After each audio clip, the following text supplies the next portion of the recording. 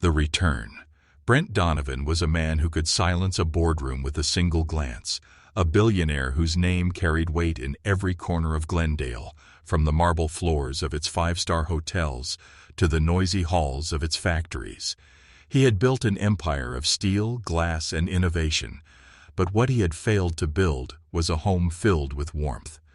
His mansion stood like a fortress on the edge of the hills, guarded by iron gates and security cameras, but inside its wide halls and crystal chandeliers, silence reigned most nights.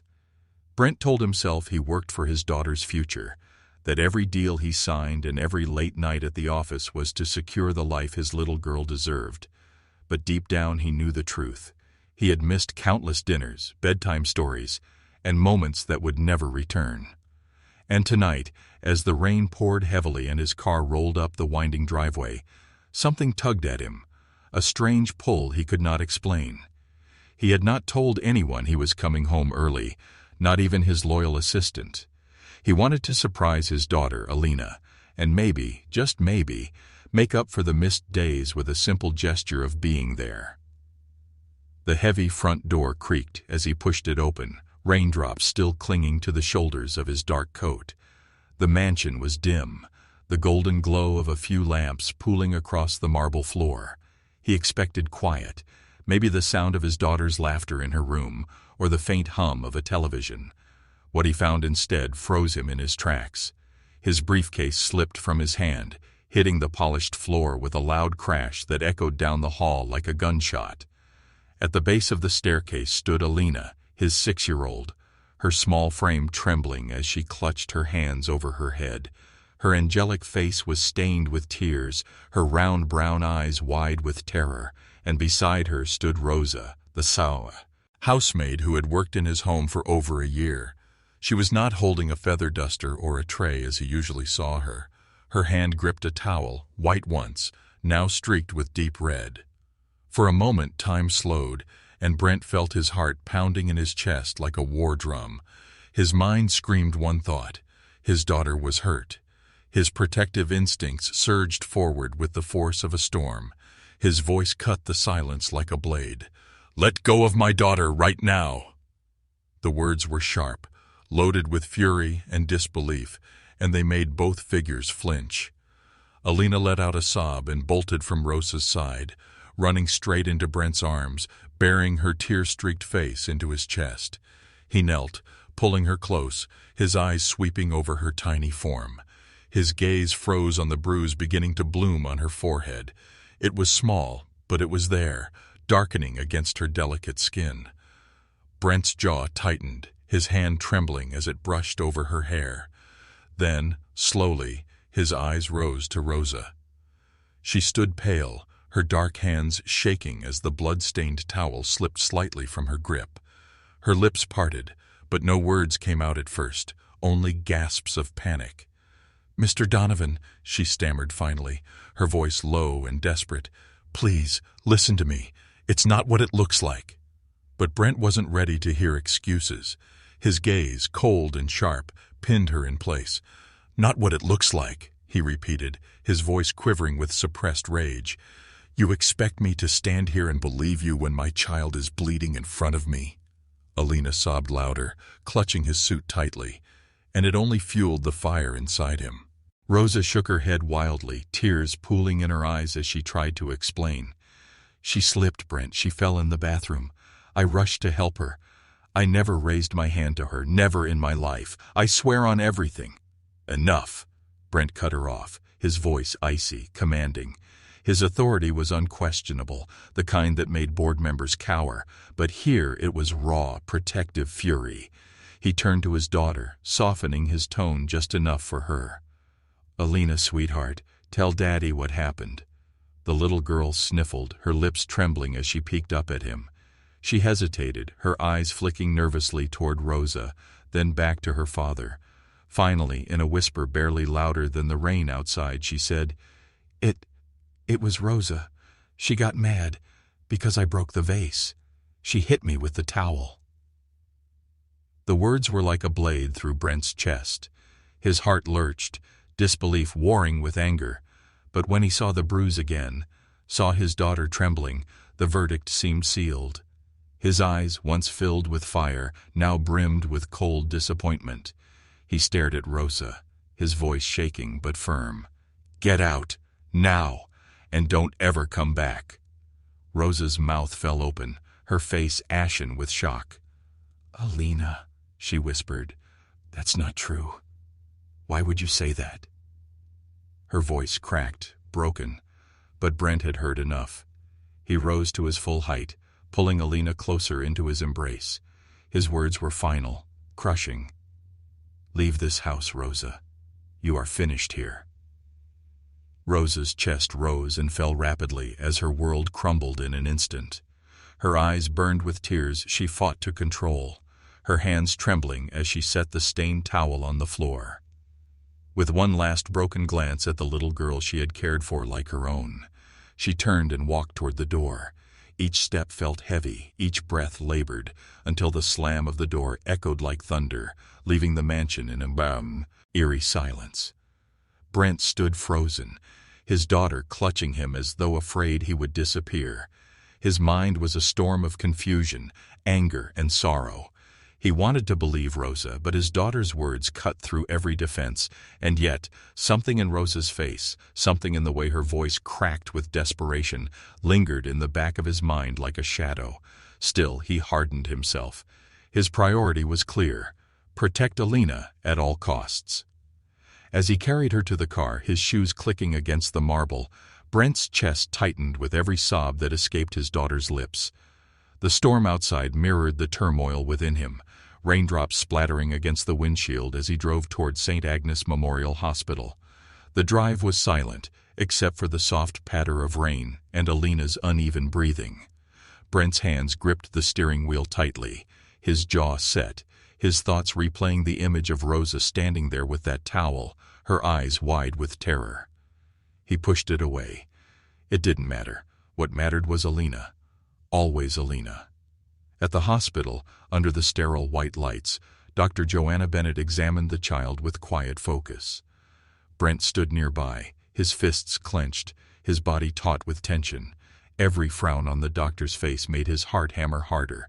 At last, she turned to him, her voice low but steady. "Mr. Donovan, she'll be okay. This bruise will heal. But I have to tell you, I also noticed older marks. Some of them are at least a week old." Brent's world tilted. He felt his blood run cold. "Older? Marks?" His voice was hoarse. "Yes," the doctor said carefully. "I can't make assumptions, but in my experience, these patterns often raise concerns.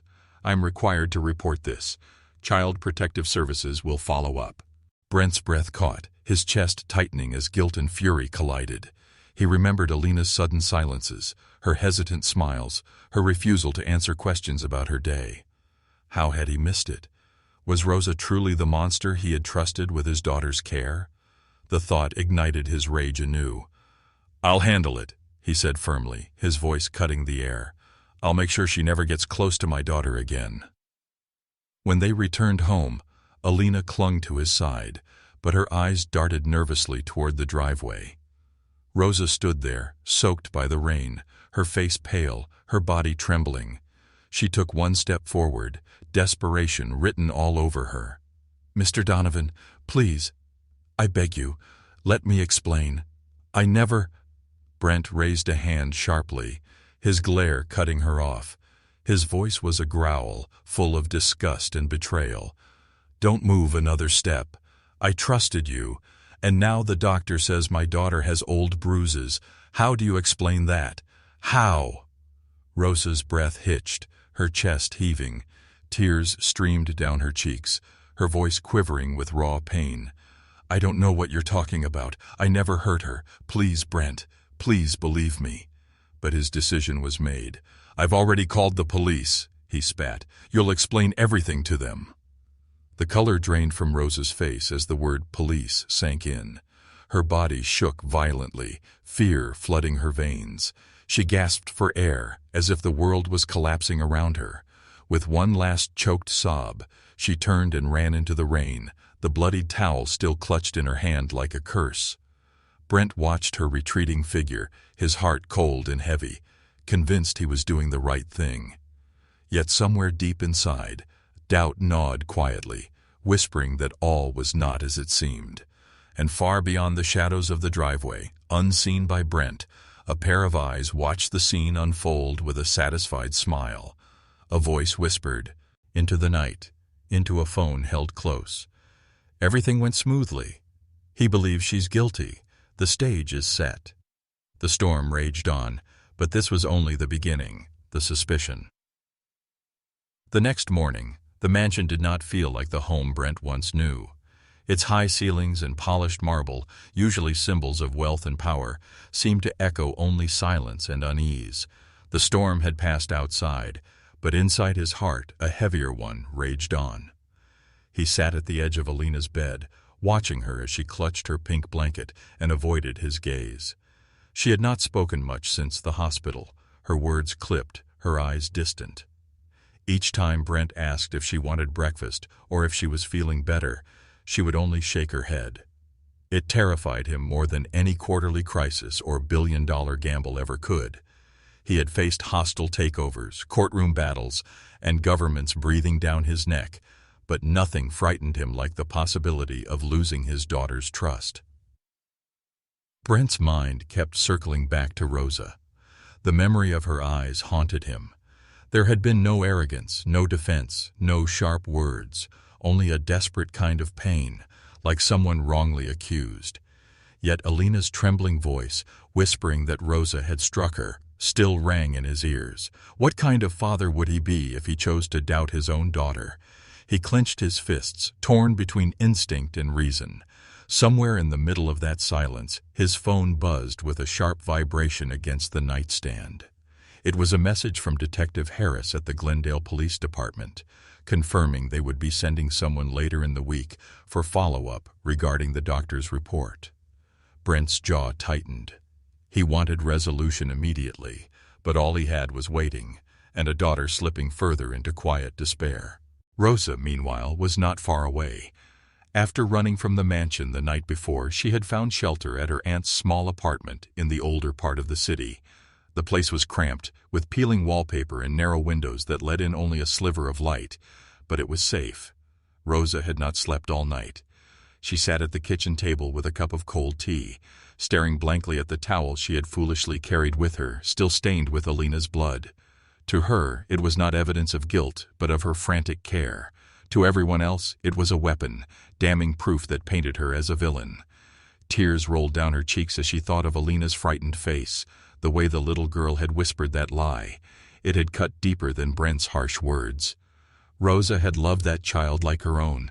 She had sung her lullabies, bandaged her scraped knees, and held her through nightmares. Why would Alina betray her with a lie? The question gnawed at her, leaving her sleepless and raw. By noon, Brent found himself pacing his study. Papers lay scattered across his mahogany desk, untouched. His assistant had called twice with urgent business matters, but Brent could barely register her words. All his focus was on the night before. He remembered the vase Alina had mentioned, a priceless heirloom shattered 2 days ago. He had seen the broken pieces swept away, but had not asked how it happened. Could Rosa have truly lost her temper? Could that be the reason? He wanted to believe it, but each memory of Rosa was one of gentleness and quiet resilience. She had endured the whispers of other staff members who questioned why Brent had hired her. She had endured long hours, never once complaining. He recalled seeing her in the garden with Alina, patiently teaching her how to water plants, her laughter genuine, not forced. Why would someone like that suddenly turn violent? Yet, the bruise on his daughter's forehead told a different story. Alina wandered into the study just as Brent was lost in thought. She stood hesitantly at the door, her tiny fingers twisting the hem of her dress. Brent's heart softened instantly. He beckoned her closer, lifting her into his lap. "How are you feeling, sweetheart?" he asked gently, brushing her hair back. She shrugged, not meeting his eyes. "Daddy," she whispered after a pause, "are you mad at me?" Brent frowned, tilting her chin so she would look at him. "Why would I be mad at you?" Her lips trembled. Because I broke the vase. Because I made Rosa angry. Brent hugged her tightly, his chest tightening with guilt. No, darling, none of this is your fault. Daddy will always protect you. But inside, his doubts twisted further. Was Alina telling the truth? Or was there more she wasn't saying? Rosa could not rest. The next evening, against her aunt's pleading, she returned quietly to the mansion gates.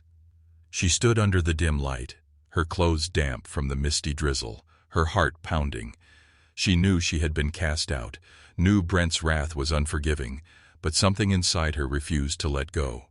She needed him to understand. She needed him to know the truth. She waited for hours, watching the lights inside the mansion flicker.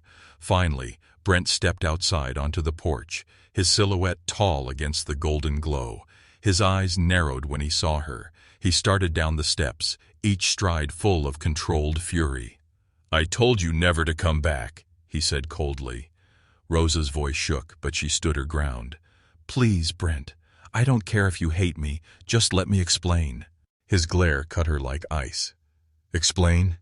Explain why my daughter has old bruises? Explain why she's terrified? Or explain why you lied with tears in your eyes while holding that towel?" Rosa's tears spilled over, her voice breaking. "I never hurt her. Not once. I don't know where those bruises came from, but I swear on my life I protected her. I would die before I raised a hand against her."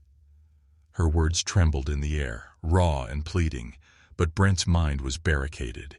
His voice thundered back. "Enough! You think words can erase what I saw? You betrayed my trust. You betrayed Alina. Leave before I have you dragged out by the police." Rosa staggered back, the weight of his rejection heavier than the rain soaking her. For a moment she thought she saw Alina's face peeking from an upstairs window, eyes wide, mouth pressed tight. But before she could be sure, the curtains closed. Rosa turned and walked away, each step slower than the last, her dignity crushed, but her heart still unwilling to let go of the truth. Inside, Brent returned to his daughter's room, but her bed was empty. Panic surged until he found her in the corner of the playroom, curled up with her stuffed bear. She looked at him with wide, guilty eyes, as if she had overheard everything. Brent knelt beside her, his voice soft. "It's all right, baby. Daddy's here." But Alina did not smile. She whispered only one word, trembling. "Sorry."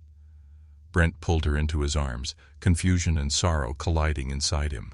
Sorry for what? For breaking the vase? For lying? Or for something else entirely? And in the distance, under the cover of shadows, Linda Hartman watched once again. She had orchestrated every piece of this storm, feeding Alina lies and planting fear in her young heart. Her smirk widened as she whispered into her phone, "He suspects Rosa more than ever. Soon he'll cut her off completely, and then the real game begins." The mansion was not merely a home anymore. It had become a stage, every player manipulated, every word twisted. Brent believed he was protecting his daughter, but he could not yet see the invisible strings pulling at all their lives. And as Rosa walked away into the night, the first cracks of truth were beginning to form, hidden, fragile, waiting for the moment they would shatter the illusion. The hidden wound. The following days unfolded like a long shadow that refused to lift from the Donovan mansion. The grand hallways, once a silent but familiar background to Alina's laughter, now seemed colder and heavier with every passing hour. Brent found himself waking at odd hours of the night, checking on his daughter, only to find her curled in bed, clutching her stuffed bear as though it were a shield. Each time, he tucked the blanket around her and whispered reassurances, but they bounced off her fragile silence like pebbles striking a wall. No matter how much he tried, there was a distance between them that had not existed before, a thin veil of guilt or fear he could not name. Brent had not spoken to Rosa since that last confrontation. The police had not yet returned, but Detective Harris had assured him that Child Protective Services would soon follow up. In the meantime, Brent doubled down on his own watchfulness. He stopped going into the office for 2 days, choosing instead to remain close to Alina, hoping his presence would be enough to soothe her. But it did not escape him that even in his embrace, she sometimes trembled. He noticed small details that gnawed at him, tiny marks along her arms, faint discolorations on her back. Each mark felt like a blade, each unexplained bruise like an indictment against his failure to protect her. He wanted to blame Rosa, wanted to close the case in his mind with simple certainty, yet Rosa's tear-streaked face would not leave him. Her words, "I would die before I raised a hand against her," echoed in his mind during sleepless nights. On the third evening, Dr. Joanna Bennett called unexpectedly. Her tone was calm but deliberate. "Mr. Donovan," she said, "I've been reviewing Alina's file. I have to be honest. Some of the bruising patterns don't entirely fit. They could be from falls or accidents. I can't confirm consistent abuse. It's important you know this isn't an open and shut case." Brent felt his throat tighten. "But she told me Rosa hit her. She said it herself." The doctor's pause was telling. Children sometimes say what they believe an adult wants to hear, especially when they're under stress. It doesn't necessarily mean she was lying. It means she may be protecting herself or reacting to fear. Be careful not to assume too quickly. The words unsettled Brent more than he wanted to admit. If Rosa had not caused the bruises, then who, or what, had? His mind ran wild with possibilities, each one more unbearable than the last. He ended the call quickly, his hand heavy on the phone, his thoughts spinning. That night, he poured himself a glass of whiskey in the study, staring into the amber liquid as though it could give him answers. Instead, it only reflected his own face, drawn and weary, a father caught between rage and doubt. Meanwhile, Rosa had not given up. She was no stranger to false accusations. Life had taught her that people were quick to judge her skin before her actions, her origins before her heart. But this cut deeper than anything she had faced before. To be cast out as a threat to the very child she loved was unbearable. And so, though Brent had forbidden her from returning, she found another way. On the fourth morning, the mansion's gardener, a kind older man named Henry, found a small leather-bound journal slipped through the gates near the mail. The handwriting on the envelope was neat, trembling, and unmistakably Rosa's. It was addressed simply, "For Mr. Donovan. Please read." Henry hesitated but eventually placed it on Brent's desk inside the study. Brent discovered it hours later while searching for a missing contract. His first instinct was to toss it into the fireplace, to burn away the audacity of Rosa's persistence. But curiosity stilled his hand. He opened the worn cover, and what he found inside brought him to his knees.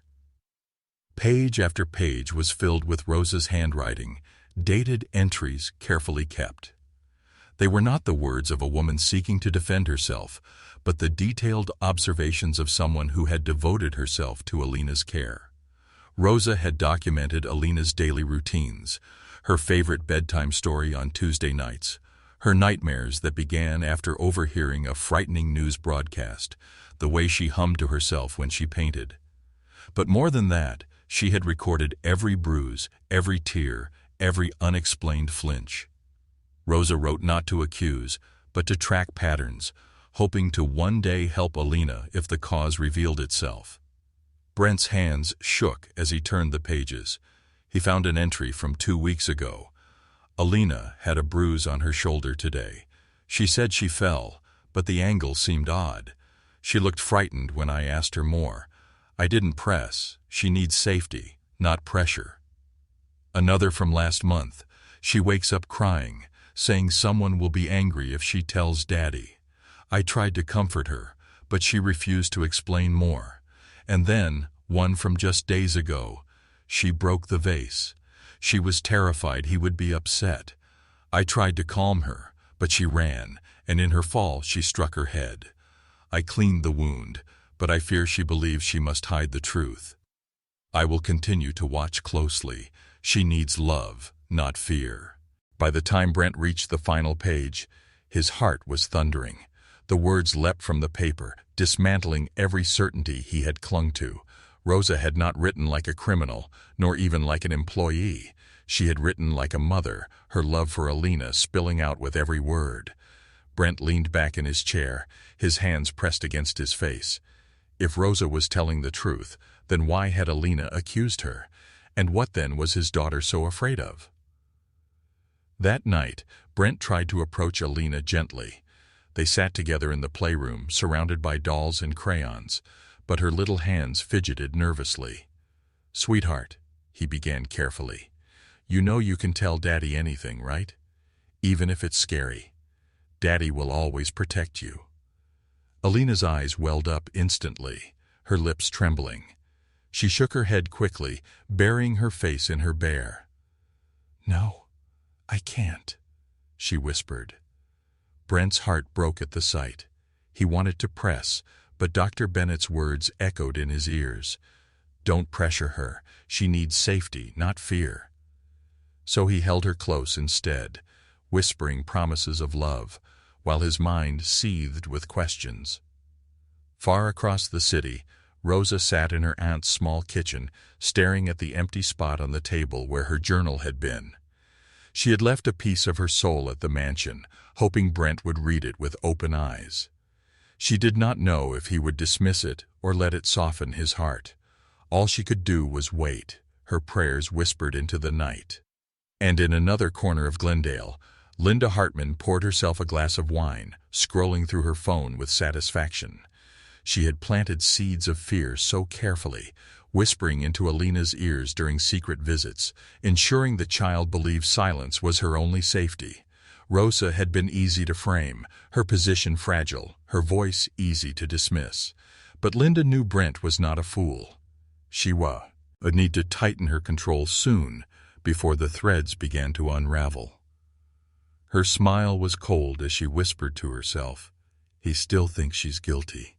But doubt is dangerous. Time to remind the girl who she belongs to." The mansion's grand walls could not protect against the storm that brewed within. Brent sat in his study, the journal open in front of him, the weight of truth pressing down. Rosa's words had opened a door in his mind he could not close, and though he did not yet know it, the path ahead would force him to confront not just Rosa's innocence, but the darker forces within his own family that had manipulated the people he loved most. This was no longer a matter of suspicion, it was the beginning of revelation. The truth begins to surface. The mansion had always been a place of grandeur, its marble staircases and crystal chandeliers meant to inspire awe, but in recent days it had become suffocating. Brent Donovan found himself wandering its endless corridors late into the night, unable to shake the thoughts pressing against his mind. Rosa's journal lay on his desk like a silent witness, its words haunting him with every passing hour. He had read it 3 times, each time more carefully, each entry unraveling the certainty he once carried. What unsettled him most was not just the details Rosa had recorded, but the tenderness behind them. She had noticed things he had missed, things a father should have seen. The thought clawed at his pride. Alina, meanwhile, grew quieter still. She spent hours in her room coloring in silence, her once bright laughter replaced by nervous glances over her shoulder. Brent would kneel beside her, offering toys or stories, but she only shook her head, retreating further into herself. He could not help but see the fear etched on her young face, a fear that seemed to have nothing to do with Rosa. One evening, as he tucked her into bed, he asked softly, "Do you miss Rosa?" For the briefest moment, her eyes flickered with longing before she shook her head quickly and pulled the blanket over her chin. That flicker told him more than any words could. The next day, Brent returned to Dr. Bennett's office, carrying the journal with him. He set it on her desk, his expression taut. "Read this," he said, his voice low but firm. Dr. Bennett raised an eyebrow but obliged, scanning the pages quietly. The further she read, the deeper her frown grew, until she finally closed it and looked at him with measured eyes. "Mr. Donovan, this is not the writing of someone who wished harm on your daughter. This is the careful account of someone deeply concerned for her well-being. Rosa noticed things you need to pay attention to. If you dismiss this, you risk ignoring the real source of Alina's fear." Brent felt the weight of the words pressing on him. "Then why would Alina accuse her?" he demanded. Dr. Bennett leaned back, her voice steady. "Because children often say what they are told to say, or what they believe will keep them safe. You need to ask yourself who benefits from this lie." The question lingered with Brent long after he left the office. Who indeed? Rosa had no reason to harm Alina, and yet Alina's story had been delivered with trembling certainty. He replayed it over and over, recalling the hesitation before she spoke, the way she glanced at Rosa before whispering the accusation. It was as though something, or someone, had been weighing on her small shoulders. Brent clenched his fists at the thought. Who else had access to Alina during his long business trips? Who had been whispering in her ear when he was not around? Later that evening, Brent found something that shook him further. As he entered the playroom, he noticed one of Alina's drawings lying on the floor. It was a child's sketch, clumsy and colorful, but the details chilled him. In the corner was a tall woman with sharp features, her mouth drawn into a frown. Beside her was a smaller figure with pigtails, Alina herself, drawn with tears streaming down her face. Above the scene, in uneven letters, were the words, "Don't tell Daddy." Brent stared at the drawing, his breath caught in his throat. He recognized the figure. It was Linda. The realization hit him like a thunderclap. His sister-in-law had been visiting more often in recent months, always with the excuse of helping while he was away. She had access to the house, and Alina trusted her as family. Brent felt anger boil inside him, anger not only at Linda, but at himself for being blind to her manipulation. He recalled her subtle digs at Rosa during family dinners, her sharp tone disguised as concern. It all began to make a cruel kind of sense. Linda had planted the seed, and Alina, too young to resist, had watered it with fear. That night Brent sat in the darkened study, his face buried in his hands. Rosa's words in the journal echoed in his mind. She wakes up crying, saying someone will be angry if she tells Daddy. Now he understood. Someone had told her exactly what to say, had used her innocence as a weapon. Rosa had been caught in the crossfire of a battle she never chose. Brent felt shame burning in his chest. He had cast out the one person who had truly protected his daughter, and in doing so, had left Alina vulnerable to his own family's poison. Meanwhile, Rosa lived her days in quiet despair. She had found work cleaning small offices to cover her rent, but her thoughts remained with Alina. She replayed every moment, every smile, every bedtime story. She wondered if Alina missed her, if the little girl cried for her at night the way she cried for the child she had grown to love. Each time the phone rang, she hoped it would be Brent calling to apologize, to tell her the truth had come out. But the phone never rang. Only silence greeted her, and silence was harder to bear than anger. The turning point came unexpectedly. One afternoon, Brent returned from a short errand to find Alina sitting in the hallway with her bear, whispering softly. He paused, listening. "I didn't want to, Teddy," she murmured, her voice breaking. "But she said if I told Daddy the truth, he would stop loving me. I didn't want Daddy to stop loving me." Brent's chest tightened, every word slamming into him like a blow. He knelt beside her, his voice trembling. "Alina," he whispered, "who told you that?" Alina froze, her eyes wide, her lips pressed together in fear. Tears spilled down her cheeks as she shook her head. "I can't," she sobbed. Brent wrapped his arms around her, guilt and fury merging into a storm inside him. Now there was no doubt. Someone had twisted his daughter's heart against the truth. And in that moment, Brent made a decision. He would no longer sit in silence, no longer let suspicion rule his judgment. He would find Rosa, he would hear her out, and he would uncover the truth that had been buried beneath fear and lies. For the first time in weeks, his heart felt a spark of clarity. Across town, Linda sipped her wine, smiling as she watched the rain through her window. She thought her plan flawless, her manipulation complete. But she did not know that the tide had begun to shift, that Brent had seen the cracks forming into the mask she wore so well. The truth was no longer hiding. It was rising, inch by inch, ready to break the surface. The mansion, once heavy with suspicion, now held the faint stirrings of revelation. Brent's journey was no longer about protecting his daughter from Rosa. It was about protecting her from the insidious enemy within his own blood. And as he sat with Alina in his arms, he whispered a vow he intended to keep. "No one will ever make you afraid to tell me the truth again. I promise you, my little one. I promise." The enemy within. The night Brent discovered Alina's drawing, he barely slept. He sat for hours in the study, the sketch still on his desk. The crude words, "Don't tell Daddy," glaring at him from the page. His mind replayed every interaction with Linda over the past few months, her unexpected visits, her sly comments about Rosa, her subtle suggestions that Brent should rely on family rather than outsiders. At the time, he had dismissed them as meddling, the behavior of a woman who never quite accepted that her late sister's child was being raised without her input. But now, piecing together Alina's fear, Rosa's journal, and this drawing, Brent felt the chilling certainty that Linda's interference had gone far beyond idle gossip. She had planted lies in his daughter's heart, poisoned the trust between father and child, and used Rosa as a scapegoat to cover her tracks. By morning, Brent was resolved. He would not let another day pass in silence. He prepared Alina's breakfast himself, though she barely touched it, and then called Linda.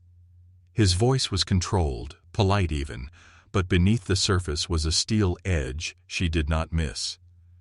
"Come by the house tonight," he said simply. "We need to talk." There was a pause on the other end of the line, the kind of pause that signaled caution. Then Linda's smooth voice replied, "Of course, Brent. Anything for family."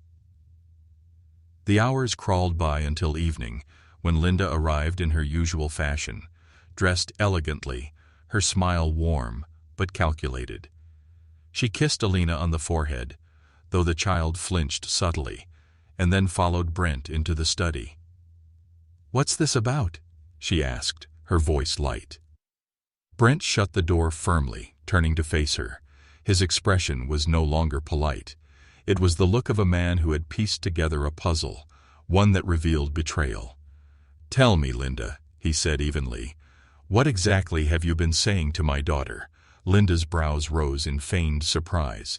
"Brent, I don't know what you mean. I only visit to help. You've been so busy, and she needs a woman's guidance." "Stop!" Brent cut her off, his voice sharp. He held up the drawing, his hand trembling slightly. "Does this look like guidance to you? She drew you, Linda. You told her not to tell me things. You made her believe I'd stop loving her if she spoke the truth." For a moment, Linda's mask slipped.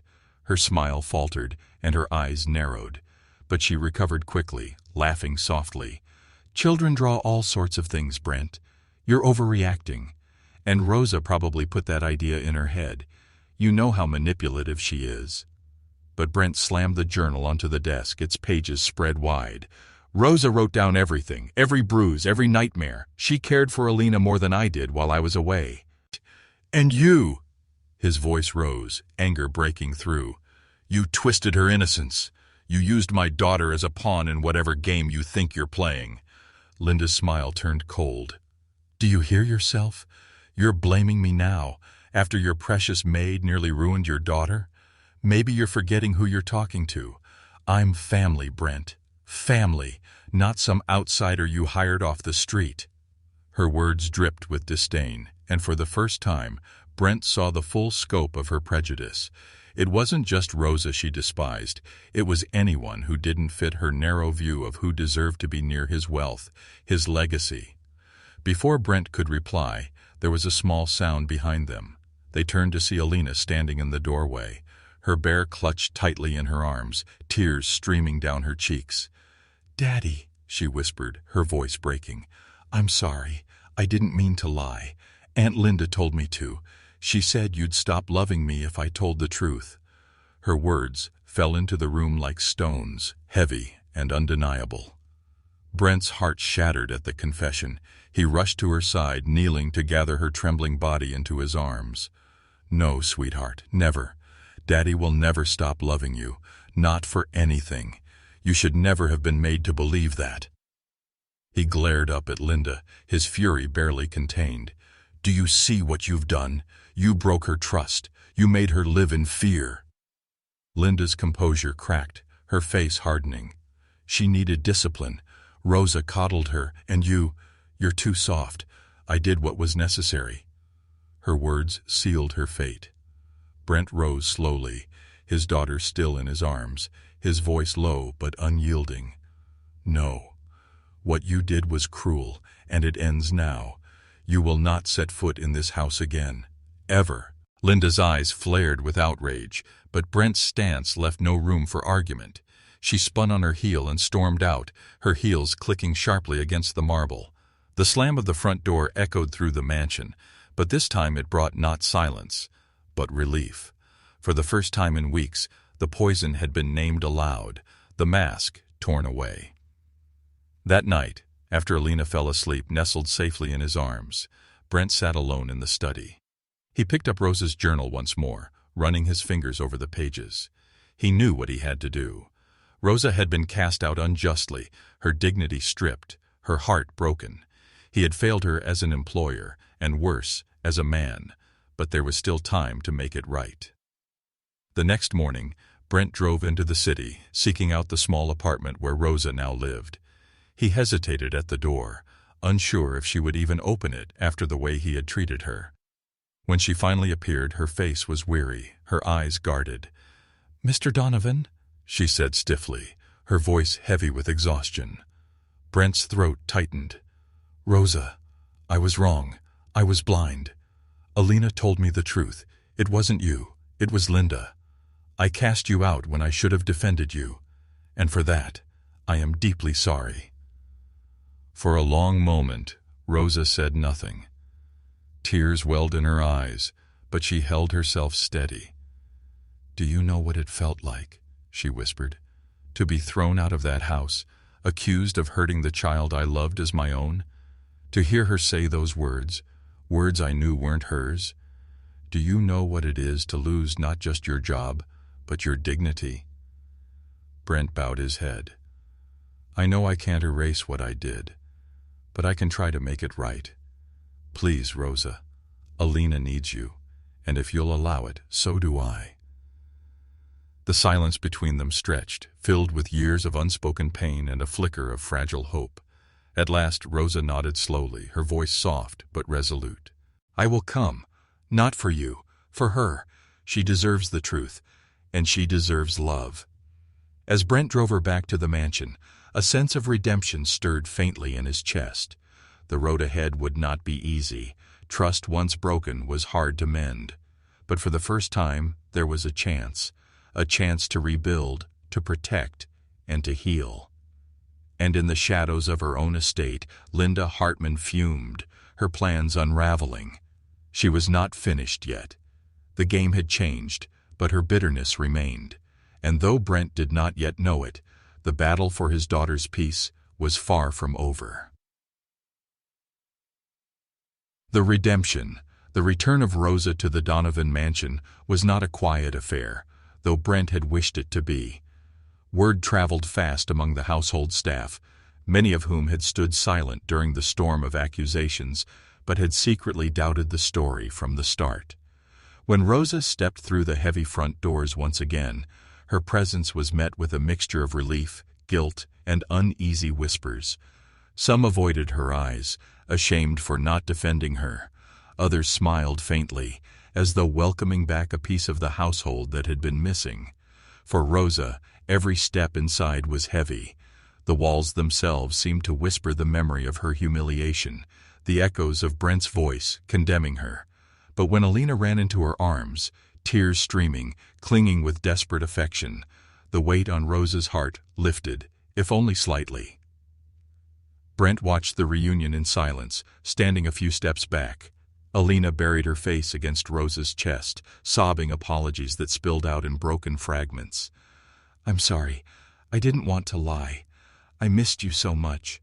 Rosa stroked her hair, whispering reassurances, her own tears falling freely.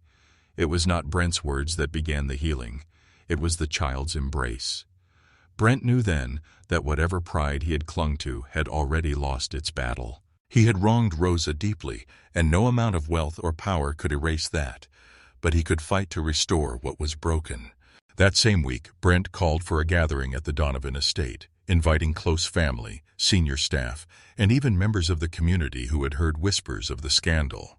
His decision was deliberate. The wound had been public, the humiliation loud, so the apology would be louder still. The grand hall was filled with murmurs as people settled in, curious about the unusual summons. Linda arrived too, uninvited but unsurprised, wearing her usual mask of superiority. She positioned herself confidently near the front, as though daring Brent to expose her. When Brent entered, the room fell silent. He carried no notes, no prepared speeches, only the weight of his own conviction. Rosa stood beside him, her head held high, though her hands trembled faintly at her sides. Alina sat in the front row, clutching her bear tightly, her wide eyes fixed on her father. "I called you all here today," Brent began, his voice steady but thick with emotion, "because I need to make something right. For weeks I allowed suspicion and fear to blind me. I believed lies whispered into my ear and into the heart of my daughter, and in doing so, I cast out the one person who had been her greatest protector." His eyes shifted to Rosa and he bowed his head slightly. "Rosa Williams, I accused you falsely.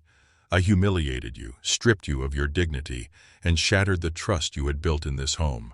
For that, I am ashamed. And I am sorry. Not in silence, not in private, but here before everyone who matters."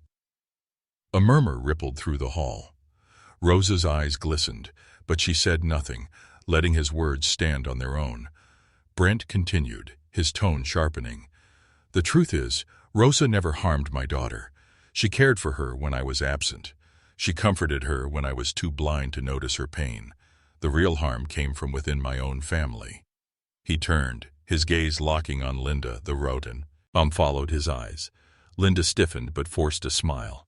"Brent, really, are we going to drag family matters into—" "Yes, we are," Brent cut her off, his voice ringing with finality, "because you are the one who told my daughter to lie.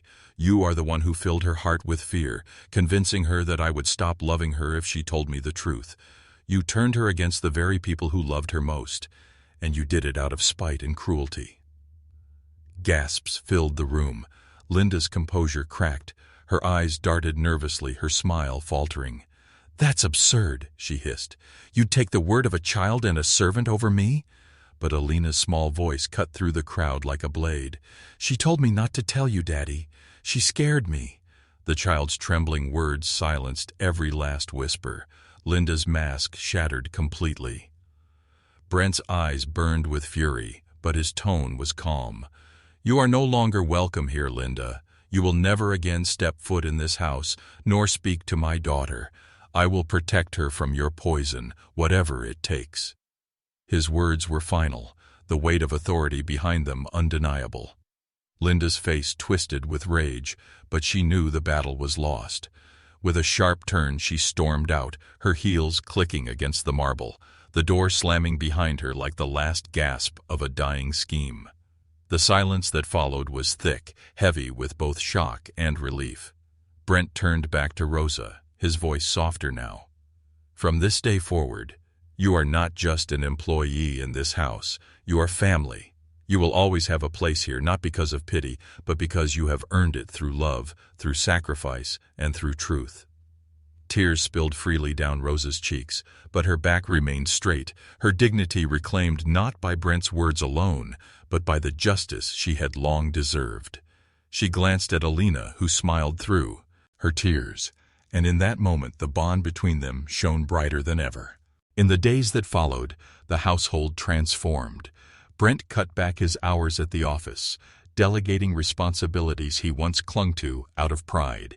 He devoted his mornings to Alina, walking her to school himself, sitting at the breakfast table as she told him about her day. In the evenings, he joined Rosa in simple routines, helping with homework, reading stories, cooking together. Slowly, the shadows that had hung over the mansion began to lift, replaced by laughter that echoed down the hallways once again. Brent also took steps to ensure Rosa's future. He knew she had once dreamed of becoming a teacher, a dream she had set aside to support her family. Quietly, he arranged for her enrollment in a local university's evening program, covering the tuition without making it feel like charity. When he told her, Rosa's eyes filled with tears, but she shook her head. "I cannot take more from you, Mr. Donovan." He smiled gently. "This is not taking, Rosa. This is what you deserve. And call me Brent. We're past titles now." Meanwhile, Linda's downfall spread quickly. Word of her cruelty circulated among the community, whispered from lips that had once admired her social standing. Invitations stopped arriving. Business allies distanced themselves, and her carefully constructed image crumbled. She retreated into isolation, consumed by bitterness, while Brent's household slowly healed. But the greatest transformation was not in Linda's fall, nor even in Rosa's redemption. It was in Brent himself. He had been a man defined by power and wealth, accustomed to control and authority. Yet in nearly losing everything, he had discovered the true essence of strength, not in command, but in humility, in admitting when he was wrong, and in choosing love over pride. One evening, as he watched Rosa help Alina with her reading, Brent felt a quiet peace he had not known in years. His daughter looked up at him and smiled, her laughter ringing pure and free, no longer shadowed by fear. Rosa glanced at him too, her expression calm, forgiving, dignified. In that moment, Brent realized the truth he had been chasing all his life. Wealth could buy houses, cars, and empires, but it could never buy trust, love, or peace of heart. Those had to be earned, cherished, and protected. And this time, he vowed, he would not fail. The transformation. Months passed, but the echoes of those stormy weeks never fully faded from Brent Donovan's mind. He carried them like scars, silent reminders of how close he had come to losing everything that mattered. Yet scars, he realized, were not only marks of pain but also proof of survival.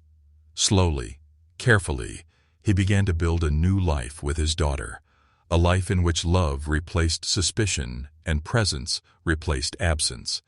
And at the heart of that transformation was Rosa. Rosa's return had not been easy.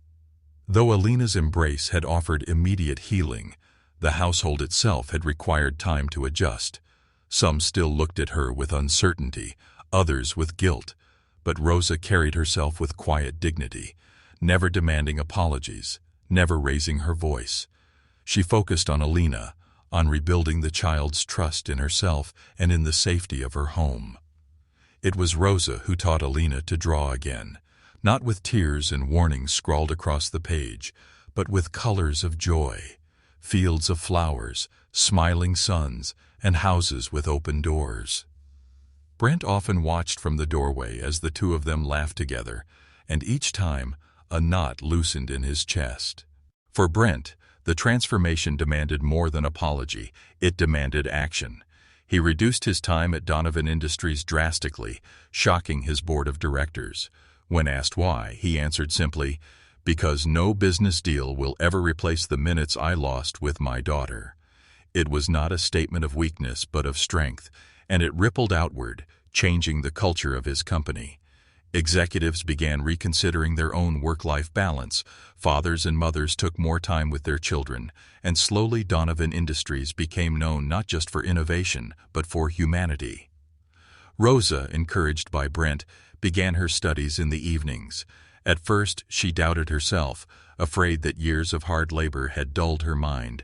But Brent sat with her, sometimes helping with research, sometimes simply offering encouragement. Alina often joined them, pretending to study too, her laughter lighting the room. Within months, Rosa excelled, her professors recognizing her intelligence and passion for teaching. She began to dream again, not quietly this time, but with confidence. She spoke of opening a school one day, one that welcomed children from all walks of life, where no child would ever be silenced by fear or judged by status. Brent listened, deeply moved, and pledged his support when the time came. Meanwhile, Alina blossomed. Freed from Linda's manipulative grip and comforted by Rosa's steady love, she began to find her voice again. She laughed more, sang softly as she played, and even grew bold enough to tell her father the small secrets of her heart, like her dream of becoming an artist or her wish to one day see the ocean. Brent promised her both. He took her to art galleries, introduced her to painters, and one bright spring morning drove her and Rosa to the coast. Alina stood on the sand, her eyes wide at the endless horizon, and whispered, "It feels like a freedom." Brent had to turn away for a moment, blinking back tears. But transformation was not complete without reckoning. Brent knew that Linda's cruelty could not be left unchallenged. Though she had been banished from their lives, her shadow still lingered in the whispers of society. And so, at a public charity gala months later, Brent stood before hundreds and told the full story. He spoke of his blindness, his pride, his near destruction, and of Rosa's unshakable dignity. He declared that true wealth was not in stocks or estates, but in the courage to admit mistakes and in the humility to honor those who stood for truth. Rosa sat in the audience that night, tears glistening as the crowd rose to their feet in applause. From that moment, the whispers about her turned to admiration. She was no longer the maid accused. She was the woman who stood, endured, and triumphed. Linda, humiliated and exposed, vanished from their world. Some said she moved abroad, others that she lived in quiet bitterness. But for Brent, Rosa, and Alina, her absence was not loss, it was liberation. The Donovan mansion, once cold and echoing, transformed into a home alive with warmth. The halls rang with laughter, the kitchen smelled of shared meals, and the study, once a chamber of guilt, became a place where Rosa worked on lesson plans while Alina painted beside her. Brent often joined them, reading or simply watching, his heart finally at peace. One evening, as the sun set over the hills, Brent sat with Alina on the porch swing. She leaned against him, her small hand clasped in his. "Daddy," she asked softly, "are you happy now?" He smiled, a deep, genuine smile that came not from success or power, but from love. "Yes, sweetheart," he whispered. "I am happier than I've ever been, because I finally understand what matters." Later that night, Brent found Rosa in the library, her books spread out across the table. She looked up as he entered, her expression calm but curious. "You should rest," she said gently. He shook his head, stepping closer. "I just wanted to thank you for staying, for giving Alina and me a second chance." Rosa's eyes softened, and for a long moment they simply stood in the quiet, the weight of everything they had endured unspoken but understood. In time, Rosa did open her school, with Brent's full support. It became a beacon in the community, a place where children who had been overlooked found encouragement, where dignity was nurtured, and where fear was replaced with confidence. Alina grew up within those walls, shaped not by wealth or status, but by love and resilience. And Brent, once a man who measured his worth in billions, discovered a richer truth. True wealth lay not in empires, but in the people who stood beside you when the world turned dark. Rosa had been that person, and in honoring her, he found redemption.